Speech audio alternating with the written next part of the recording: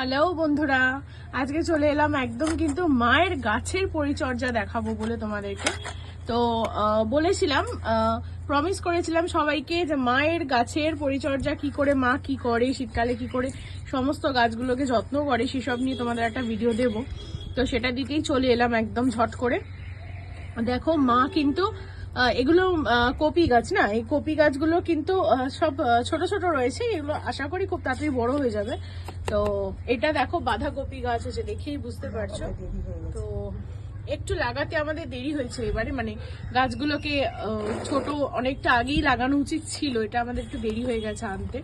তো যাই হোক, ওটাই হবে আস্তে আস্তে আর কি। মা সমস্ত গাছের মাটিগুলোকে আলগা করে দিচ্ছে যাতে কি হয়, এতে অক্সিজেন পাস হয়, জল টল